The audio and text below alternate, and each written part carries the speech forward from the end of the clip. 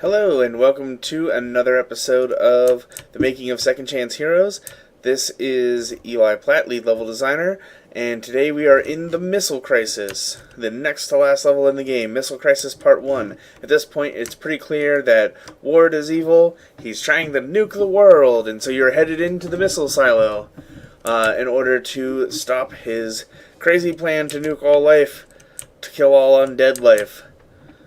Because that'll somehow work out in your favor in the end. Alright, so here you are in sort of the outside area leading up to this sort of secure area before the silo. You work your way on down and into the big bulkhead door, into a field of missiles, and some of these missiles actually fly off the top of the screen and all kinds of fun things like that.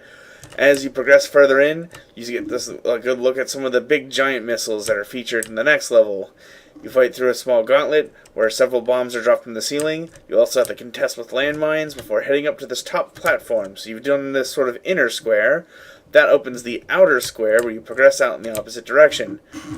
Sometime later in the game, this area was added on. It is a tangent that includes several enemies from or at least one enemy from the airplane level that no longer exists, where you fight the drone. I'm pretty sure for the first time, but don't quote me on that.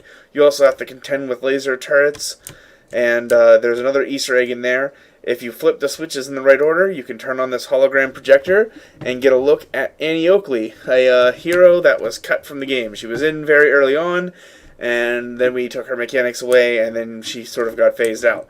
But her ghost is still there in the form of an astral projection, or a hologram, from the hologram projector. Headed down, you get a look at another kind of machine gun turret. This kind is sort of automated, and it shoots at you instead of you shooting at other people. Here, without the aid of decals, it's difficult to see, so I'll turn that back on, is clearly an area where they were doing some testing, where they've got a big bullseye painted, and they're targeting, of course, the local water cooler. There's a couple of other neat little gags down here, like this missile, which is smoking in the game, which has been turned upside down and placed in a waste paper basket.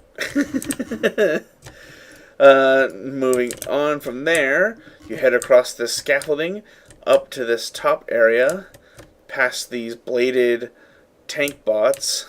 Another big missile there for you.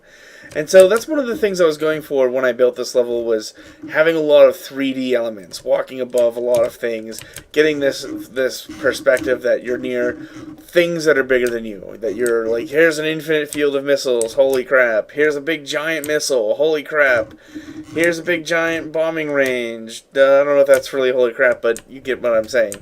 You come on out over on this side. There's a forklift that has broken through the edge of that railing there and is being propped up by the other railing, which is wedged into it and is about to drop a missile down onto the ground, which may or may not end well depending on how you feel about dropping missiles from high places. Alright, so over here you get into a gauntlet of doors where you're constantly trying to open these doors, and every time you do, something happens. This whole shelf collapses into your way. Over here, there's, I believe, the floor collapses, or there's drops a bomb. I forget. There used to be crates that dropped down, and they took them out, and they put something else in instead. You come down here, where you encounter a corpse pile, and you have to avoid landmines, and all sorts of fun stuff, and ultimately you end up walking through one of these shipping crates, container offices. So you come out on the other side here, you work your way down through this last little gauntlet into the final area where you open the chest outside of this big bulkhead door. So this level really doesn't have a room for a safe room. We saw the sort of transition of safe rooms from the beginning of the level, where you've got these very clearly defined safe rooms with elevators, and it's always a break room, to the end of the game where sort of just anywhere is a break room. Another little gag here is we've got an army truck just dragging a big giant missile on a big giant tow chain there off the roof of the army truck. That is a fun little thing. And under here we've got all sorts of operations. If we'll take a look around some of the level that's maybe a little bit more difficult to see. Like down here we've got a computer center full of operations, And that's another thing, is that progressively through these levels, one of the things that was supposed to come across, and when we cut levels out, sort of hasn't come across so well, but you can at least see it in this level, is that there's more and more computer equipment around, alluding to the fact that you're probably getting closer and closer to Ward.